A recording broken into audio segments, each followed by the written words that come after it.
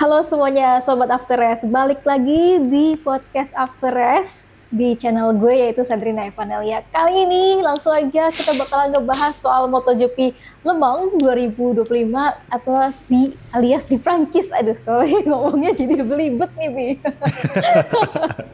Nah, ini kita udah seperti biasanya kita Halo sama semuanya. Albi gitu. Nah, Bi ini langsung aja deh karena apa ya, balapan di MotoGP Prancis 2025 kali ini menurut gue adalah yang berbeda gitu ya daripada balapan-balapan biasanya.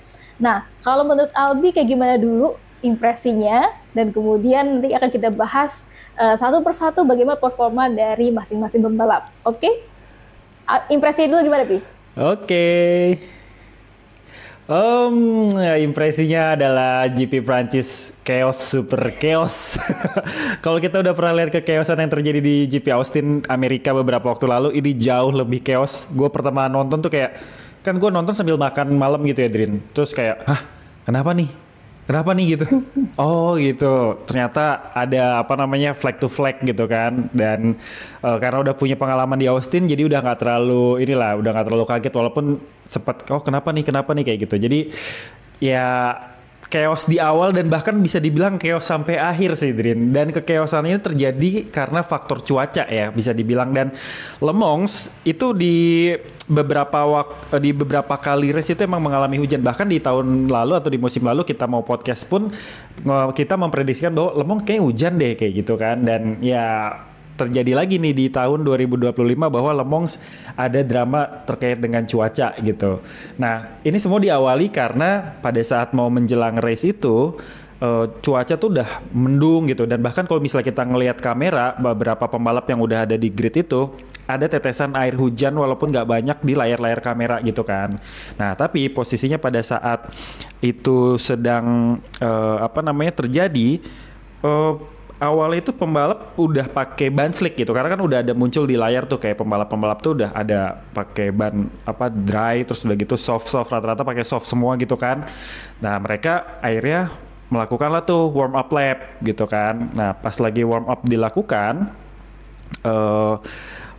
pembalap itu merasakan bahwa kayaknya hujannya bakal makin gede nih gitu. Terlihat juga ada Fabio Quartararo yang pada saat melakukan warm up itu kelihatan agak slip gitu bannya kan, dan akhirnya seluruh pembalap memutuskan untuk masuk ke dalam pit untuk mengganti motor gitu kan, dan kemudian nantinya akan memulai balapan dari pit lane gitu. Nah, tapi karena seluruh pembalap, maka pihak Race Direction pun mau tidak mau, akhirnya yang tadinya mengibarkan bendera putih sebagai bentuk informasi kepada para rider untuk melakukan flag to flag ataupun tukar motor, akhirnya mengeluarkan bendera merah, red flag, dengan mekanisme penundaan start dan juga melakukan quick start mekanisme gitu. Nah, artinya pembalap-pembalap itu yang tadinya udah sempat tukar motor dan udah menuju ke arah start di pit lane, ini harus balik ke dalam garasi mereka karena balapan ditunda gitu selama lebih kurang 3 menit lah totalnya kalau nggak salah. Terakhir kan harusnya dimulai itu jam 14.00, terus 14.05 itu mulai race, tapi karena ada insiden tersebut maka ditunda jadi 14.08 gitu. Nah, setelah pembalap ini di garasi, Race Director akhirnya memutuskan bahwa balapan akan berjalan dengan mekanisme wet race sampai di ini kan di papannya itu sampai dinaikin, diumumkan kepada para pembalap, kepada tim dan juga kepada para penonton bahwa mekanisme balap sudah diresmikan untuk dilakukan secara basah gitu ataupun wet condition. Nah, akhirnya para pembalap pun sudah menggunakan ban basah nih seluruhnya nih, Drin. Terus mereka mulai melakukan start untuk cycling lap dari pit lane. Nah kan dari pit lane itu mereka akan berbondong-bondong melakukan putaran untuk masuk ke grid masing-masing nantinya. Nah, setelah cycling lap dilakukan, ternyata cuaca mengecoh lagi, bikin bingung pembalap lagi. Ini hujannya nggak jadi nih, lintasan juga belum terlalu basah, kayaknya pakai ban kering aja deh. Nah, ini dilakukan oleh lebih dari 10 pembalap ternyata. Gue nggak inget berapa total pembalap yang akhirnya memutuskan untuk menggunakan ban kering lagi gitu. Tapi yang gue lihat yang bertahan di starting grid itu ada Pecco, ada Zarco, terus juga ada Taka Nakagami, terus juga ada Brad Binder sama Ada siapa lagi tadi ya? Gue agak lupa. Tapi yang jelas nama-nama yang tadi gue sebutkan itu bertahan dengan menggunakan sama Miguel Oliveira dan juga Jack Miller. Nah mereka memutuskan untuk tetap menggunakan ban basah dan kelihatan dari gestur kayak Pecco tuh kayak kayak gitu kan kayak apa lagi nih gitu. Apa lagi nih? Ternyata mulai dari Marc Marquez terus juga ada pembalap-pembalap lain akhirnya balik lagi ke pit lane untuk nuker motor dengan ban kering, termasuk Fabio Quartararo juga, dan mereka nantinya harus menerima ganjaran berupa double long lap penalty, yang mana ini aturan sudah disahkan sebelum GP Prancis dilakukan, mengingat pernah terjadi kekeosan pada saat di GP Austin itu kan, Drian, gara-gara ulahnya Marc Marquez yang diikuti sama pembalap lain gitu. Nah akhirnya pihak race director pun karena sudah ada regulasi baru tersebut bilang kalau misalnya pembalap ini akhirnya nuker ban lagi atau nuker motor lagi, maka mereka tetap diperbolehkan untuk menuju ke starting grid sesuai dengan urutan mereka dari hasil kualifikasi. Hanya saja mereka akan menerima ganjaran double long lap penalty, yang artinya mereka harus melakukan 2 kali long lap penalty ataupun menepi di jalur khusus untuk melakukan long lap penalty pada saat race sedang berlangsung gitu. Nah dengan situasi seperti ini, maka kalau gue melihat ada keuntungan dan tidak keuntungan terhadap beberapa rider yang telah melakukan penukaran ban tersebut. Keuntungannya pertama, karena cuaca pada saat mau menjelang start itu kondisinya jauh lebih baik, nggak jadi hujan, maka pembalap yang sudah melakukan penukaran motor dengan menggunakan dry tire ataupun ban kering ini akan bisa melakukan start dengan lebih bagus, dan itu terbukti. Kita lihat ada Fabio Quartararo, ada Marc Marquez, Alex Marquez dan lain sebagainya udah ganti ke ban kering, start dengan cepat gitu. Bahkan Fabio Quartararo sempat memimpin balapan gitu kan. Nah sedangkan beberapa pembalap yang udah kadung pakai ban basah ini agak kececer, mulai dari Pecco, Johan Zarco, Jack Miller dan lain sebagainya itu agak belakang, dan bahkan pada saat setelah start masuk ke tikungan ketiga ada beberapa insiden terjadi di situ. Antara pertama Enea Bastianini ini senggolan sama Pecco, Enea jatuh, Pecco jatuh, motornya ketabrak sama Joan Mir. Joan Mir mencoba menghindar tapi tetap kena motornya Pecco dan akhirnya nyenggol Johan Zarco yang akhirnya masuk ke gravel walaupun tetap selamat dan bikin Zarco kececer ke posisi 17. Jadi benar-benar chaos tuh, mulai dari cuaca, pemilihan ban, senggolan segala macam. Jadi kenapa ini? gitu. Banyak banget gitu. Tapi seiring berjalannya waktu banyak banget kejadian-kejadian, mulai dari pembalap crash ya. Kita ngelihat ada beberapa pembalap yang memang kececer gitu dan bikin kita jadi deg-degan gitu. Kira-kira pembalap yang kita jagoin tuh gimana sih gitu. Kebetulan di GP Prancis ini gue memang cukup mengunggulkan Fabio Quartararo awalnya, karena di kualifikasi dia berhasil dapat pole position. Udah gitu dia home race GP juga, punya special livery, dan kayaknya dia dilulukan banget gitu sama pendukungnya dari Prancis. Dan Johan Zarco walaupun dia orang Prancis juga, tapi kayak kalah gitu sinarnya sama Fabio Quartararo. Jadi kayak di situ gue sempat kayak Fabio bisa nih gitu. Ternyata dia crash juga, karena kalau gue lihat dia agak sedikit kehilangan traksi dari ban, khususnya di bagian belakang, kepleset, dan ketika dia mau coba membangunkan motor dan melanjutkan race, tapi ternyata dia dapat inisiatif dari Marshall buat nggak melakukan karena itu berbahaya.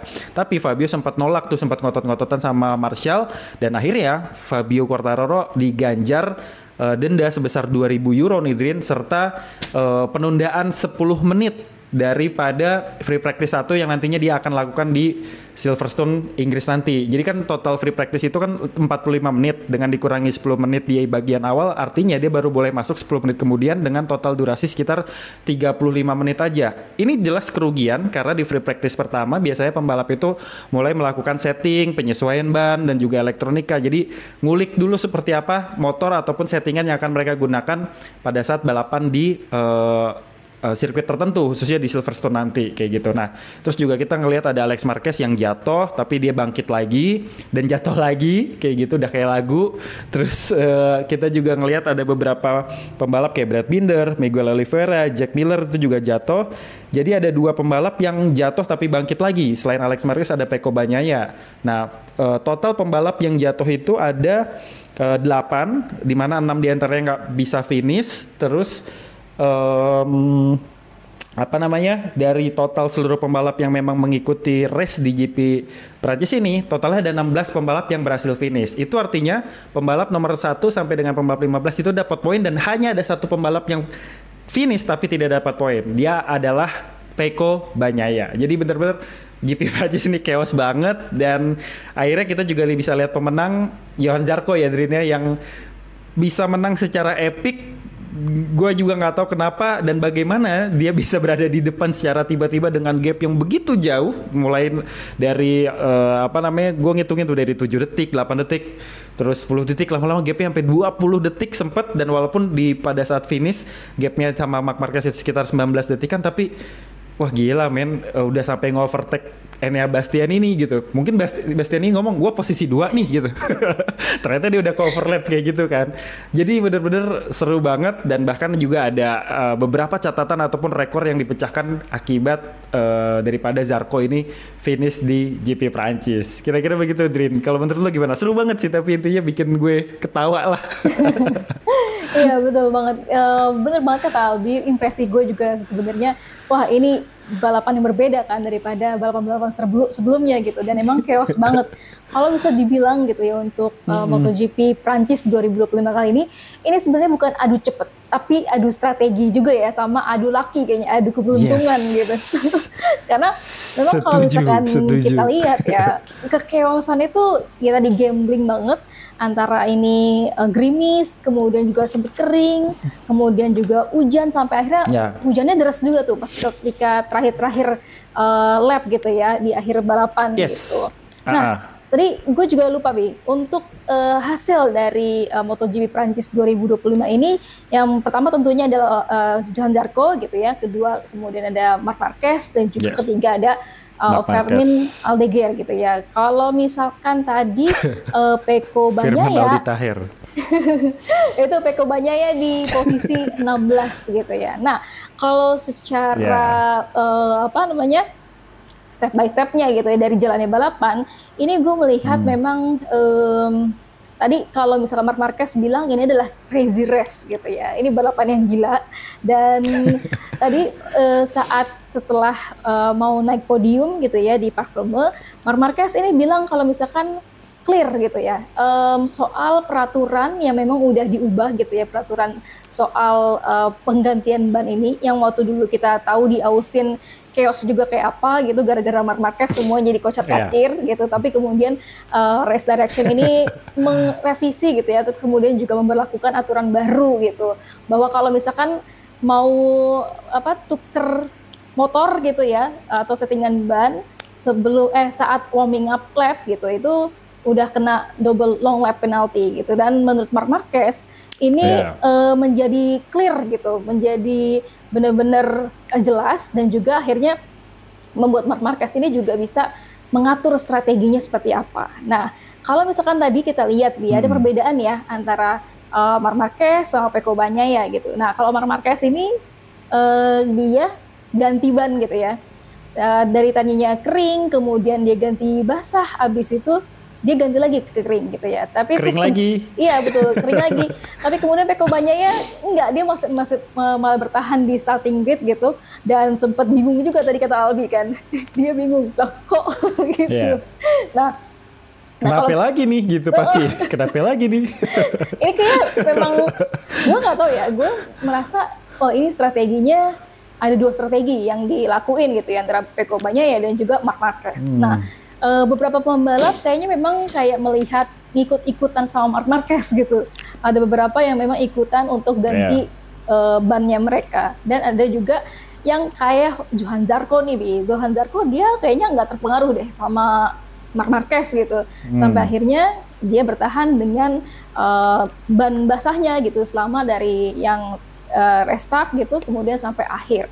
Nah, kalau tadi Albi bilang tiba-tiba Zarco gitu bisa di depan gitu, si Zarco pun juga bilang pas lagi Parc-Fermé sebelum podium gitu, dia bilang nggak nyangka gitu, karena sempat bingung mencerna dulu ada apa sih gitu ya di depan sana, terus udah gitu pada ganti motor gitu sampai akhirnya harus kena double long lap penalti lagi dan dia akhirnya berada di depan gitu ya. Kalau misalkan gue bisa analisis sedikit gitu ya Bi, kenapa Johan Zarco bisa berada di depan?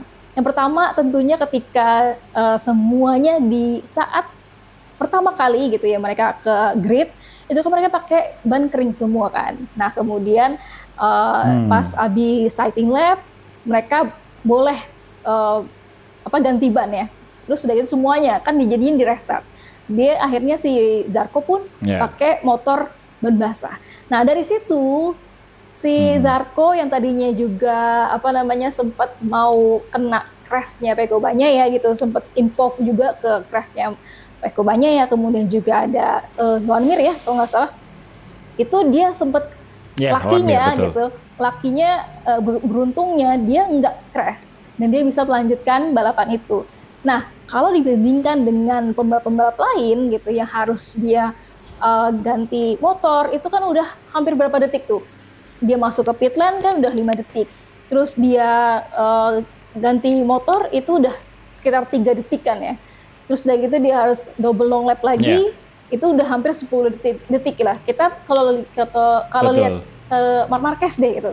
Marc Marquez aja itu udah, kalau gue hitung itu udah 4 kali ganti motor. 4 kali ganti motor aja udah 4 kali 5 detik gitu misalkan, itu udah 20 detik kan.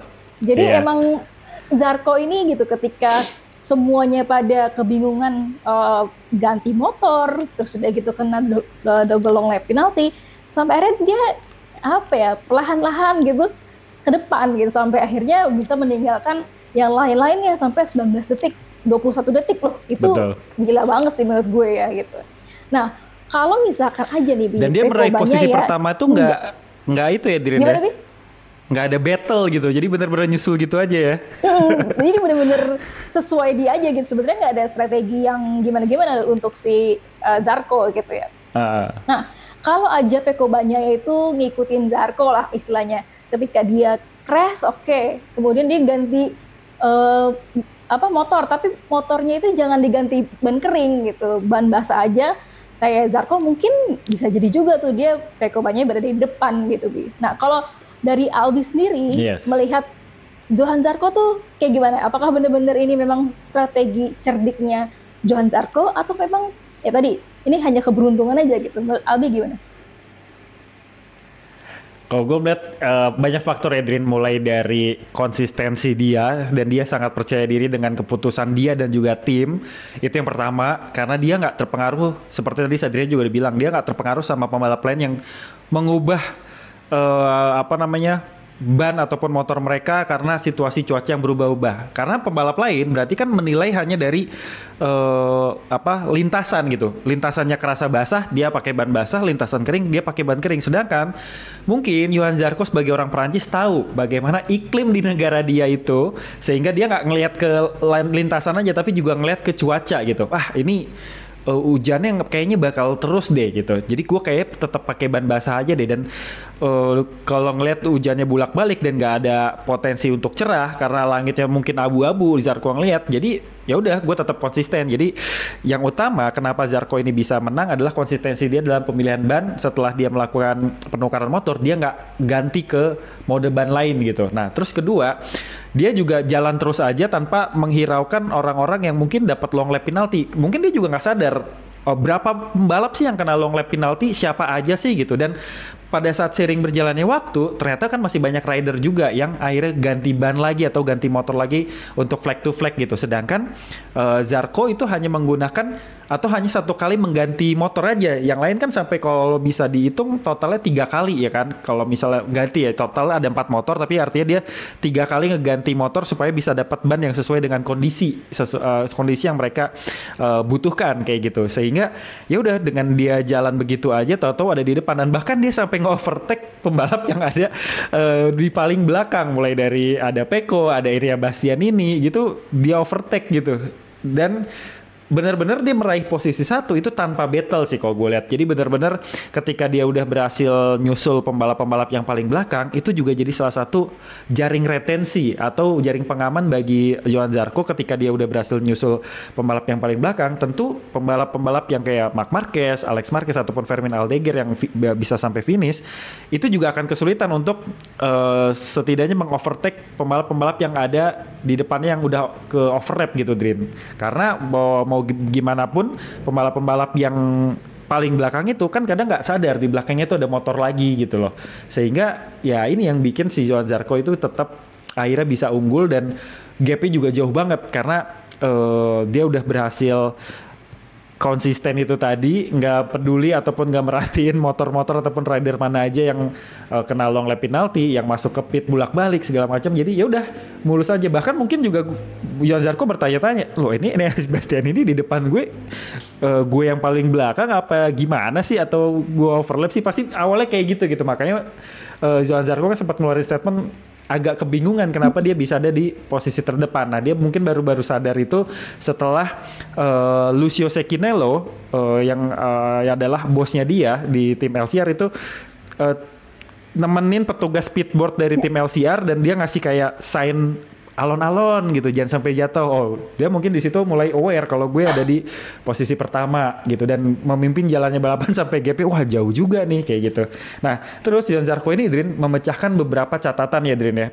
Seperti misalnya dia di tahun 2025 dan bahkan kalau misalnya dibandingin dari tahun 2024 lalu, ini bisa meraih finish dengan gap di atas 10 detik. Itu artinya dengan dia punya gap 19 detik itu udah mecahin rekor banget gitu kan.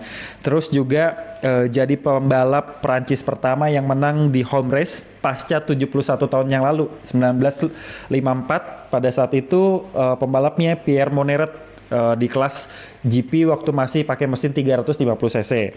Terus juga ini adalah kemenangan kali kedua bagi Zarco selama kiprah di MotoGP, di mana pertamanya itu Zarco pada saat itu masih di tim Pramac, dia juara 1 di GP Australia tahun 2023. Terus ini juga kemenangan LCR Honda dan juga Honda itu sendiri sejak GP Austin saat Alex Rins masih di LCR.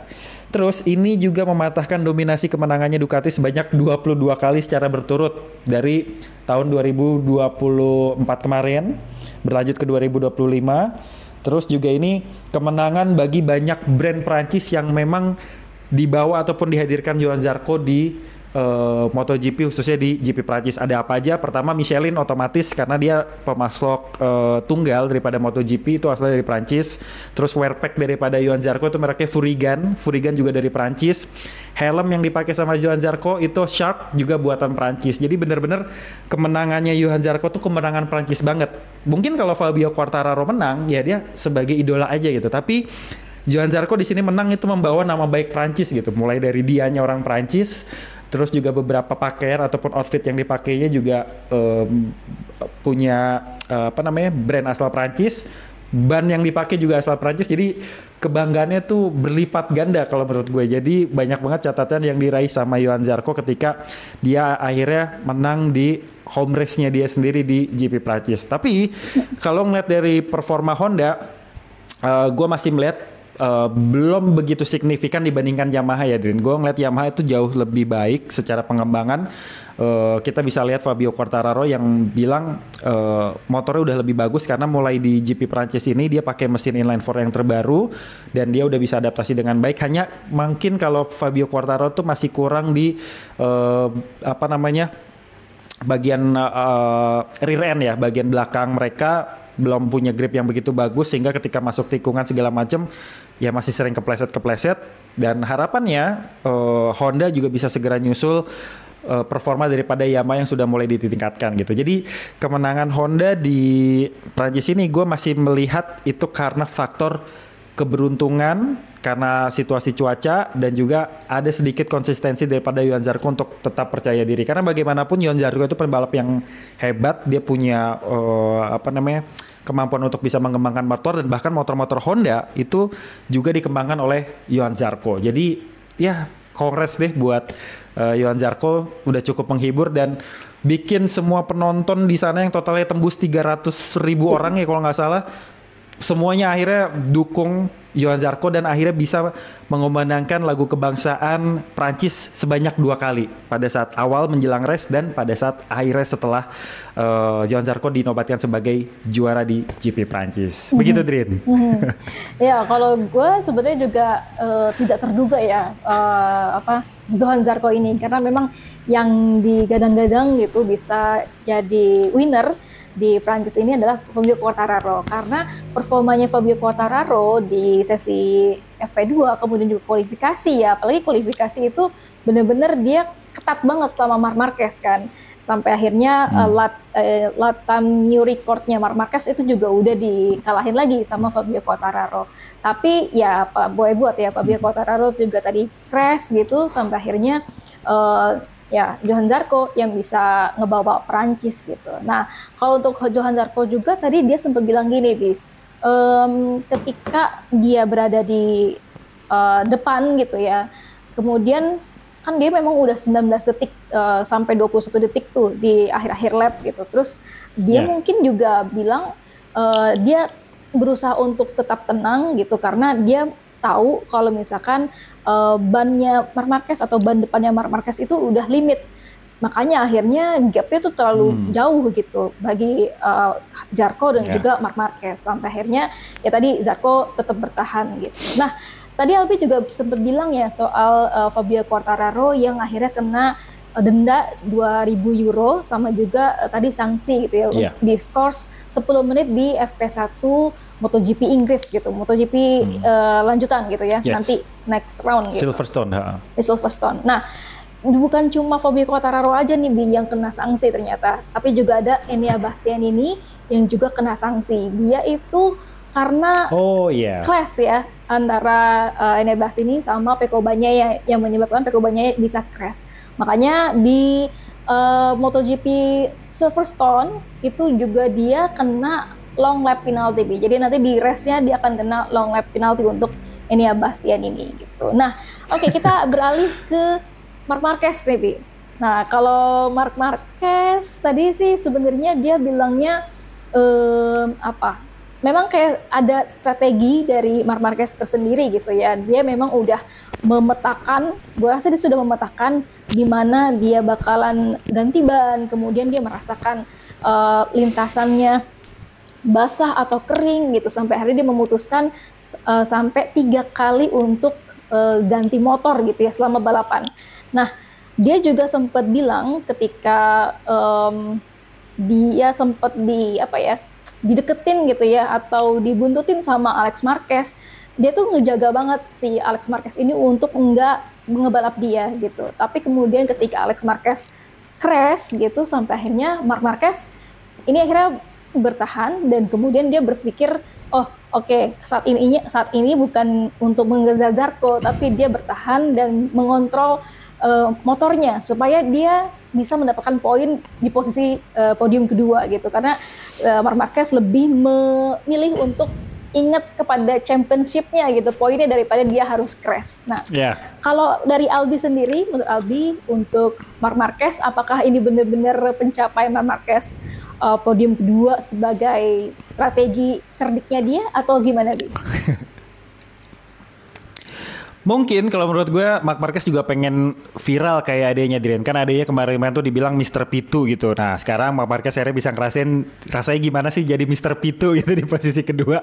Nah tapi memang kalau misalnya melihat Marc Marquez sendiri, benar kata Sadrina, dia sepertinya lebih baik untuk tidak banyak nge-push karena dia udah tahu Johann Zarco udah jauh banget di depan dan akan sangat beresiko bagi dia ketika dia harus nge-push untuk bisa ngejar juara pertama gitu. Karena di posisi kedua pun secara klasemen, secara hitung-hitungan Marc Marquez dalam posisi yang sangat aman gitu. Dan dengan posisi Pecco Bagnaia yang kececer di belakang pun juga masih sulit untuk bisa mengudak poin daripada Marc Marquez sendiri. Dan bahkan adanya juga setelah jatuh juga sangat sulit untuk bisa mengejar ketertinggalan di seri GP Prancis ini dan bahkan mungkin di Silverstone gitu, walaupun ya selisih poinnya sekitar 22 poin atau selisihnya 22 poin antara Alex Marquez ke Marc Marquez gitu. Jadi harus juara satu dulu untuk bisa menyusul kakaknya secara poin gitu. Nah, Marc Marquez Marc Marquez juga kalau menurut gue masih sangat konsisten dan sangat cerdas ya di GP Prancis ini, karena dia juga ngeluarin statement bahwa dia sudah dengan hadirnya regulasi baru terkait juga dengan aturan flag to flag dan juga bagaimana kalau misalnya dia start dari pit lane atau mengganti motornya ketika cuaca begitu tiba-tiba berubah, dia udah sempat ngukur dan dia bilang kalau aturannya kayak gini jelas, jadi gue bisa ngatur strategi. Itu artinya dia sudah memikirkan beberapa hal yang mungkin saja terjadi jika situasinya ya seperti yang ada di GP Prancis itu gitu. Walaupun dia akan kena konsekuensi double long lap penalty, tapi itu udah jadi sesuatu yang pasti gitu, dan hanya tinggal menjalankan bagaimana race ini bisa berjalan baik dan juga memberikan hasil positif buat dia gitu. Ya mau gimana pun Marc Marquez emang udah sudah memikirkan banyak hal tentang balapan. Dia pembalap yang cerdas dan bahkan bisa cywar gitu, bikin pembalap-pembalap lain tuh kayak gue ngikutin Marquez deh, apapun yang akan dilakukan Marquez sepertinya adalah hal yang baik juga buat gue gitu. Walaupun tidak semua pembalap akan kompatibel dengan strategi yang dilakukan sama Marc Marquez sendiri ya, karena Marc Marquez kan top of mind lah gitu istilahnya di MotoGP sekarang. Dia cerdas, dia banyak melakukan hal-hal tertentu dan kayak induk bebek gitu. Ketika induk bebek pergi kemana itu anak-anaknya pasti ngekor gitu, atau induk ayam anak-anak pasti ngekor kemana gitu. Jadi ya bisa dibilang Marc Marquez sudah bisa memainkan strateginya dengan baik itu strategi untuk motornya dia, strategi untuk psikologisnya, strategi juga dengan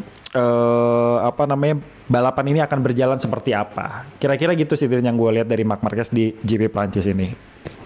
Oke, nah emang kalau kita lihat Marc Marquez, dia bilang kan dia punya ini ya Bi, waktu kemarin di sesi sprint race gitu, kemudian juga di beberapa sesi praktis gitu, dia punya sasis baru ya. Dia tapi kenapa ya nggak dipakai di balapan di hari balapan ya, maksud di hari balapan minggu gitu. Nah ini yang bakal nanti gue tanyain sekaligus mau ngomongin Pecco Bagnaia juga ya Bi. Kalau misalkan kita lihat Pecco Bagnaia tadi ya, kalau misalkan ini memang ada strategi yang mungkin berbeda gitu sama Pecco Bagnaia, atau menurut Albi Pecco Bagnaia ini agak kebingungan sendiri gitu ketika berbeda gitu sama Marc Marquez. Apakah timnya ini benar-benar kayak kok nggak sejalan gitu sama timnya Marc Marquez, atau gimana menurut Albi? Oke, nah ini kalau bahas soal Pecco Bagnaia ya, ini akan gue runut dari awal musim tahun 2025 ya Drin ya, karena siklusnya itu agak sedikit naik turun gitu. Jadi di awal di 2 balapan pertama Pecco Bagnaia itu masih mengeluhkan bahwa dia belum mendapatkan feeling yang bagus pada motornya gitu. Terus di balapan ketiga dia bilang udah mulai menemukan feeling yang udah agak enak gitu.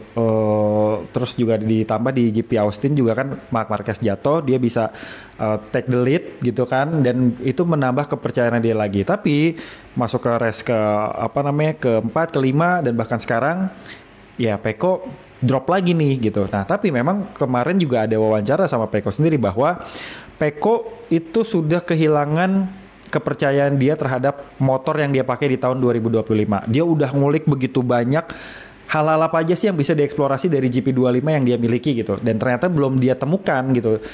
Karena dia merasa bahwa GP24 yang dia pakai tahun lalu itu punya kelebihan pada saat entry ataupun masuk ke tikungan gitu kan. Dia bisa late braking, terus juga bisa langsung overtake lawan-lawannya, dan dia langsung ngegas di situ dengan begitu mudahnya dan bisa meninggalkan banyak rider lain yang udah dia susul gitu. Dan itu ternyata dipakai oleh Franco Morbidelli dan juga Alex Marquez gitu, yang menggunakan strategi seperti yang dilakukan oleh Pecco. Dia banyak Alex Marquez sering juga melakukan late braking, lalu overtake dari dalam. Franco Morbidelli juga belajar banyak dari Pecco terkait dengan strategi tersebut, tapi dia tidak bisa menemukan performa itu di GP25. Pecco sendiri bilang itu bukan semata-mata skillnya dia, melainkan itu adalah senjata yang dia temukan dari GP24 yang dia pakai tahun lalu. Sedangkan di GP25 ini dia tidak menemukan kelebihan tersebut, dan bahkan ketika dia coba eksplorasi senjata lain, dia juga masih belum bisa menemukan apa yang dia butuhkan, apa yang bisa membantu dia ketika melakukan balapan gitu. Yang ada dia selalu kececeran dan tidak bisa menemukan kepercayaan diri, apalagi dengan situasi motor yang sekarang di bagian front end-nya dia lemah, dia juga jadi nggak pede untuk bisa masuk ke tikungan dan juga melakukan late braking segala macam. Dan beberapa kali kayak kemarin di sprint race dia crash juga, kepleset jatuh, terus di GP di main race-nya juga dia ada insiden jatuh lagi. Terus Peko juga bilang dia menilai Marc Marquez kenapa bisa adaptasi dengan GP25 yang notabene adalah sebenarnya sama dengan yang dia gunakan, karena Marc Marquez itu habis pakai GP23 lompat langsung ke GP25 tanpa beradaptasi terlalu panjang dengan GP24 gitu. Marc Marquez nyobain GP24 hanya pada saat dilakukan tes pramusim di Barcelona, dan itu hanya untuk jadi pembanding aja gitu kan. Nah terus Peko bilang karena Marc Marquez itu lompat dari GP23 ke GP25, maka bukan sesuatu yang jadi hambatan buat seorang Marc Marquez, karena bagi dia dari GP23 ke GP25 itu udah upgrade yang luar biasa gitu loh. Sehingga Marc Marquez bisa adaptasi cepat dan nggak kepikiran motor GP24 yang dipakai tahun sebelumnya. Beda sama Peko yang udah dari GP23 naik ke GP24, di GP24 dia udah confidence, terus tiba-tiba pindah ke GP25 yang ternyata berbeda gitu motornya seperti yang dimiliki sama Peko di tahun yang lalu, sehingga itu jadi alasan Peko kenapa performa Peko tidak sebegitu baik dan performa Marc Marquez sangat begitu baik. Ditambah juga kalau menurut gue Peko sadar nggak sadar itu udah kena mental, Drin. Udah kena mental dengan kehadirannya Marc Marquez di garasinya Ducati Lenovo, sehingga secara psikologis dia jadi kayak mumet. Apalagi sekarang mulai muncul komentar-komentar dari petinggi-petinggi Ducati kan, mulai dari Gigi Dalinya yang kayak bilang kesalahan-kesalahan Peko kayak di sprint race kemarin tuh sudah nggak boleh terjadi gitu. Terus juga Tardozzi beberapa kali bilang ya lu harus bisa eksplorasi, ini motor lu yang kembangin gitu, kenapa lu nggak bisa, Marc Marquez saya bisa kok kayak gitu. Jadi kayak udah mulai dapat tekanan-tekanan dari bos-bos Ducati sendiri untuk Peko supaya bisa lebih eksplorasi lagi dan bisa konsisten. Walaupun tidak harus menang dari Marc Marquez, tapi setidaknya bisa di posisi 2. Buat Ducati itu fine, posisi 1-2 itu fine banget. Walaupun secara hati pasti Peko pengennya di posisi pertama gitu kan. Jadi kalau menurut gue solusi yang tepat adalah niatan awal Peko untuk bisa balik ke GP24 itu dipakai aja deh. Toh secara mesin kan antara GP24 dan GP25 ini sama. Yang di engine freezing oleh pihak daripada Ducati kepada Dorna sendiri itu juga mesin yang sama antara GP24 dan juga GP25 gitu. Yang membedakan hanya upgrade aja, mulai dari elektronik, terus juga rem, suspensi dan lain sebagainya. Jadi kalau menurut gue misalnya Peko sudah tidak lagi menemukan senjata yang bisa dia pakai di GP25, ya udah balik aja gitu. Toh dia juga pernah sesumbar kan bilang gue pengen balik ke GP24 gitu. Ya bilang aja gitu, nggak usah gengsi, nggak usah malu daripada lu begini terus gitu kan. Jadi sah-sah aja kok kalau misalnya dia mau pindah ke GP24, nggak ada perbedaan selama mesinnya masih sama yang dipakai di motor sekarang. Nggak usah malu karena dia nggak bisa adaptasi sebagus Marc Marquez, ya karena dia sudah bisa menemukan senjata dia di GP yang lama, sedangkan Marc Marquez itu tadi, kalau gue agak setuju sebenarnya sama pandangan Peko yang bilang Marc Marquez dari GP23 langsung ke GP25 lompat seperti itu, dia udah dapat adaptasi yang begitu baik dan juga peningkatan yang optimal, sedangkan Peko masih dibayang-bayangin nikmatnya GP24 yang udah pernah dia pakai di tahun 2024 kemarin. Jadi kira-kira kalau menurut gue seperti itu sih, alasan kenapa Peko sampai sekarang belum bisa punya perform bagus dan kenapa Marc Marquez juga selalu konsisten dan bahkan jadi rider pertama yang sapu bersih sprint race sebanyak 6 kali berturut-turut gitu. Nah, kalau untuk Peko Bagnaia sendiri memang gue juga kalau tadi Albi bilang mungkin dia tertekan gitu dan juga sudah kayak ada Marc Marquez nih kena mental gitu. Nah, gue juga berpikir yang sama gitu ya, kalau Peko Bagnaia mungkin dia terlalu overthinking dan juga meskipun Peko Bagnaia bilangnya oh enggak, gue nggak gugup, tapi itu kelihatan banget sebenarnya dia gugup gitu karena udah 6 seri nih gitu, dia belum menemukan apa ya? Ya solusi buat dirinya sendiri gitu. Meskipun belum ada perubahan gitu lah. betul, belum ada perubahan sama sekali dari Peko Bagnaia ya gitu. Kalau misalkan waktu kemarin dia bilang, iya ini karena gue belum merasakan feeling gitu terhadap GP25, tidak merasakan seperti yang dia rasakan di GP24 gitu. Loh, ya ini udah 6 seri, terus ngapain aja gitu di 6 seri waktu kemarin kan, orang-orang juga pasti bertanya seperti itu gitu. Apalagi ada komplainan dari Peko Bagnaia ya, misalkan waktu kemarin di sprint race dia komplain soal tangki bensin gitu, yang mana udah di provide juga sebenarnya kan sama Ducati, udah dicobain gitu, ada tangki evolusi gitu kan. Padahal dan dia juga dipakai juga, dicoba juga di sesi latihan-latihan sebelum sesi sprint race gitu. Tapi kemudian ketika dia ditanyain apakah lo pakai tangki evolusi yang sudah disediakan sama Ducati, dia bilang enggak dipakai gitu, dan lebih memilih untuk pakai yang lama. Nah itu kan sebenarnya Ducati juga sudah memprovide gitu, sampai akhirnya ya dia sendiri yang akhirnya kayak kehilangan arah, ini sebenarnya mau apa gitu kan. Nah untuk Peko Bagnaia sendiri sebenarnya bukan dia menyerah begitu aja sih, tapi juga dia sebenarnya bilang kalau dia gaya balapnya itu lebih diadaptasi kepada GP25 dan dia melakukan perubahan-perubahan sama gaya balapnya. Kalau misalnya tadi kita ngebahas gitu ya senjatanya Peko Bagnaia yang memang keunggulannya dia gitu, andalannya dia kayak lane braking dan juga speed corner entry-nya gitu, dan mungkin khususnya untuk di GP Prancis ini memang ada perubahan gaya balapnya Peko Bagnaia gitu. Terutama itu terlihat banget di free practice kedua gitu, ketika Peko Bagnaia bisa berada di posisi kedua gitu daripada Marc Marquez kan pertama. Nah kalau misalkan dilihat juga Peko Bagnaia sendiri, dia sempat juga bilang sama soal Marc Marquez tadi. Memang tadi bener banget Albi bilang kalau misalkan Peko Bagnaia mengatakan Marc Marquez gitu ya dia ngadaptasi di GP24 gitu. Kemudian kalau dia bilangnya gini, Marquez kalau misalkan pakai traktor aja juga dia bakal cepet kok gitu. Jadi levelnya emang bener-bener berbeda gitu katanya.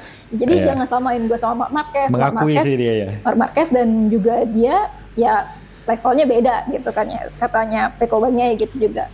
Dan ketika dia ditanyain soal gaya balapnya yang berubah gitu, Peko Bagnaia mengatakan ya gaya balap gue yang di tahun 2024 itu sebenarnya udah dia pakai gitu ya untuk lane braking sama corner entry itu sejak tahun 2020. Udah hampir 5 tahun gitu, dan itu udah benar-benar menjadi bagian gaya balapnya dia sampai akhirnya harus beradaptasi lagi kan, itu nggak mungkin kayak membalikan telapak tangan gitu ya, nggak mudah gitu. Dan kalau Peko Bagnaia bilang di tahun sebenarnya dia sempat berubah gaya balapnya itu di tahun 2023. Tapi mungkin dengan adaptasi di tahun 2024 yang begitu bagus gitu ya antara gaya balapnya sama GP24, ya ini susah juga gitu untuk beradaptasi. Dan balik lagi, jangan samain sama Marc Marquez yang memang ya mungkin punya super talenta yang gampang gitu untuk adaptasinya ketika ada di sirkuit mana gitu, kayak waktu kemarin di sirkuit Jerez gitu, ketika sirkuitnya narrow dan juga small, ini Marc Marquez bisa langsung beradaptasi gitu meskipun pakai motor GP23 kah atau GP25. Gue rasa itu yang menjadi perbedaannya antara Peko Bagnaia dan juga Marc Marquez gitu. Nah, ada lagi nggak Bi tambahan soal Peko Bagnaia sebelum kita beralih ke pembalap lainnya? Sebenarnya cukup sih, tapi gue melihat ini lagi sih antara Peko dan juga Marc Marquez itu sebenarnya Ducati juga harus bisa bantu cari solusi gitu, nggak cuman menekan Peko untuk cari solusi sendiri gitu, dan juga tidak membiarkan arah pengembangan tuh jadi kayak ini Marquez bisa adaptasi nih gitu, jadi kasih ke Marquez aja gitu. Karena kita flashback lagi ke zaman Honda dulu waktu masih tandeman antara Dani Pedrosa dan juga Marc Marquez, itu pengembangan motor itu kan diserahkan kepada Dani Pedrosa, dan Marc Marquez itu bisa adaptasi dengan sangat baik dengan racikan yang sudah diberikan oleh Dani Pedrosa. Tapi ketika Honda pada akhirnya langsung memusatkan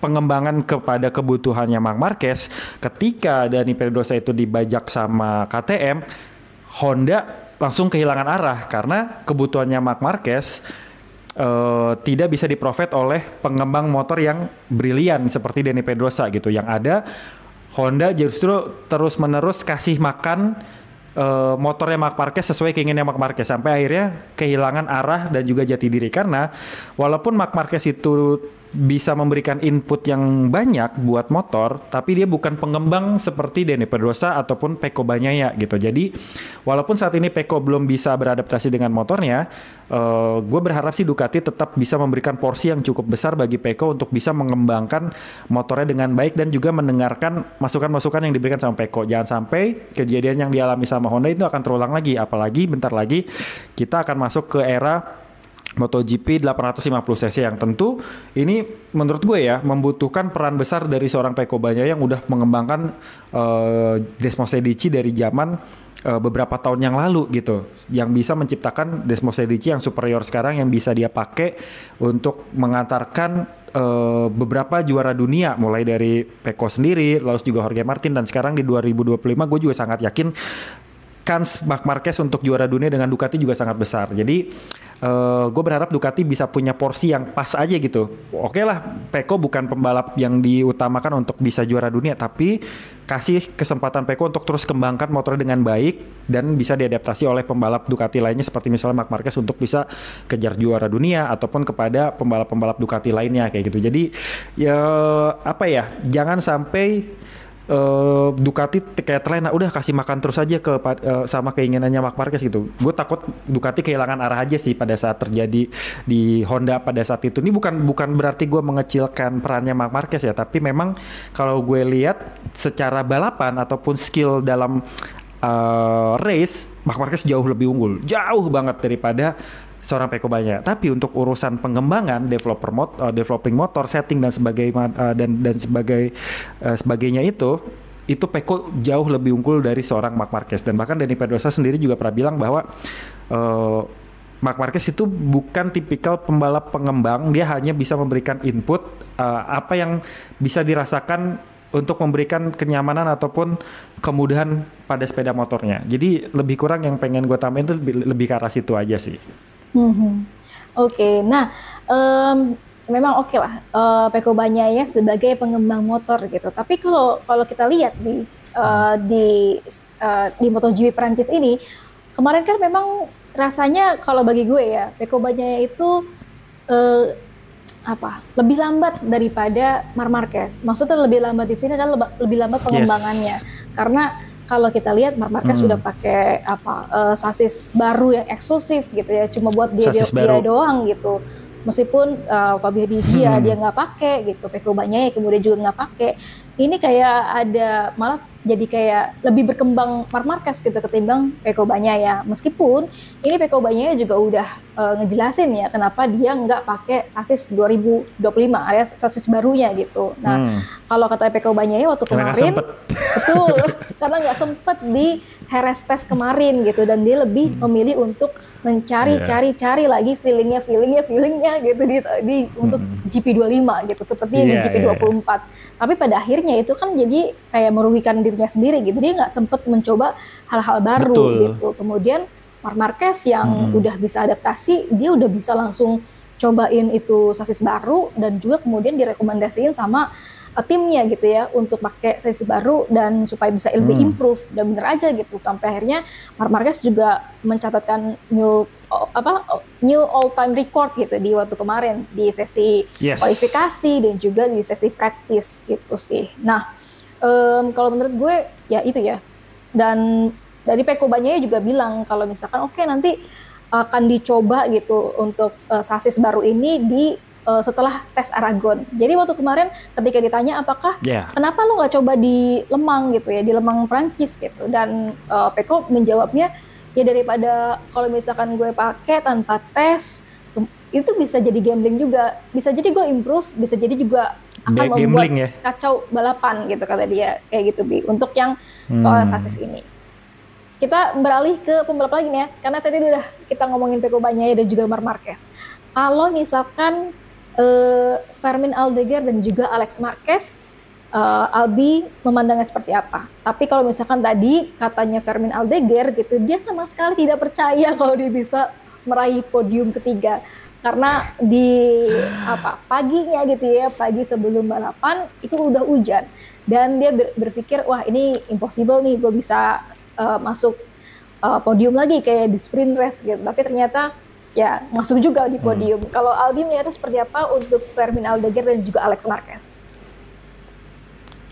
Oke, gue bahas Fermin Aldeguer dulu ya. Fermin Aldeguer ini kayaknya udah mulai bisa adaptasi dengan baik ya, pakai GP24. Itu kelihatan dari konsistensi dia yang back to back, walaupun hari ini dia sempat mimpin balapan sebenarnya tadi kan, tapi akhirnya dia masuk ke pit buat ganti motor lagi dan akhirnya kececer, dan dia juga dapat keunggulan setelah Alex Marquez crash sehingga dia bisa naik posisi ketiga gitu. Jadi gue cukup senang ngelihat perkembangan daripada Fermin Aldeguer, yang mana ini jadi bukti bahwa Ducati bisa menjadi motor yang adaptable ya, dipakai sama pembalap baru ataupun rookie sekalipun. Dan Fermin Aldeguer juga pembalap yang menurut gue cerdas juga, dia bisa adaptasi dengan baik Desmos di GP 24 yang dia pakai saat ini. Jadi dengan raihan dia back to back sprint race dan juga main race di Prancis di posisi ketiga, itu bisa jadi modal kepercayaan dirinya dia untuk racer selanjutnya sih, dan bahkan Ai Ogura yang awalnya gue lihat wah kayaknya Rookie of the Year bisa Ai Ogura nih gitu. Nah ini akan punya saingan untuk bisa kita terka-terka kira-kira siapa sih yang bakal lebih unggul gitu, karena Ai Ogura sekarang tuh udah agak turun gitu ya. Di awal-awal kan dia kayak sering banyak aksi, terus juga kemarin sempat finish ke-4 kalau nggak salah kan.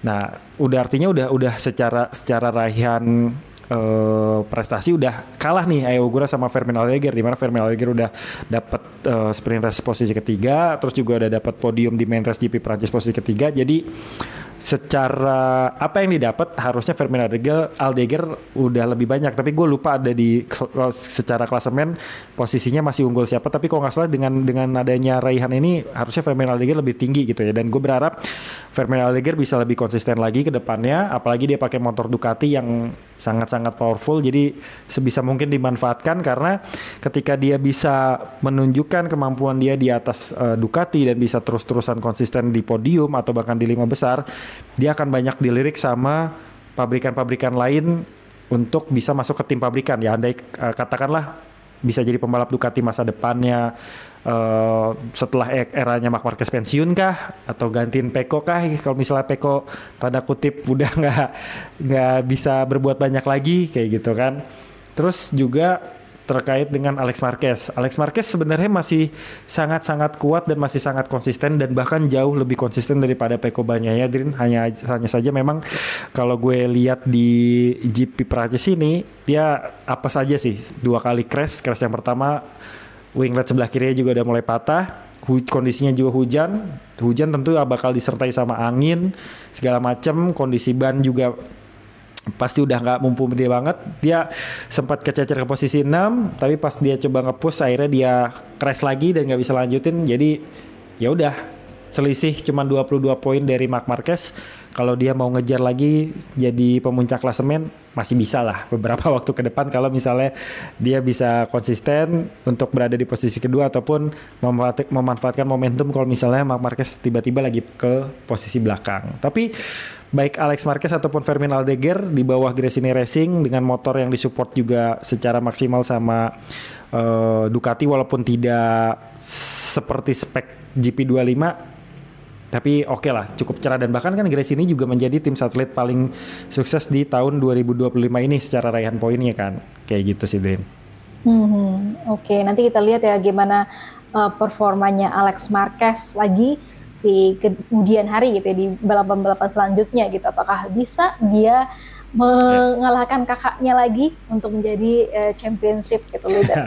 Nah, oke, untuk next round nih di MotoGP Silverstone alias di British GP gitu. Nah, kalau misalkan gue bacain datanya ya, ada kemenangan terbanyaknya ini pembalap-pembalapnya agak jadul ya. Kenny Roberts itu di 3 kali kemenangan terbanyak, ada Jorge Lorenzo 3 kali juga, dan juga Randy Mamola. Sementara untuk pole posisi terbanyak itu ada Marc Marquez ini sebanyak 5 kali. Tapi untuk di tahun 2024 dan juga 2023 ini Marc Marquez nggak ada di podium. Jadi untuk di tahun 2024 yang juara pertama itu adalah Enea Bastianini, kemudian Jorge Martin di tempat kedua, dan juga Pecco Bagnaia di tempat ketiga. Sementara untuk di tahun 2023-nya, ini juara pertamanya malah Alex Espargaro. Alex Espargaro ya? Kemudian juga ada Pecco Bagnaia kedua, dan juga Brad Binder ketiga. Nah, dari data-data ini kemudian juga analisis Albi lah di Silverstone ini, prediksinya nih untuk Albi siapa-siapa aja nih yang bakalan juara di MotoGP Inggris 2025.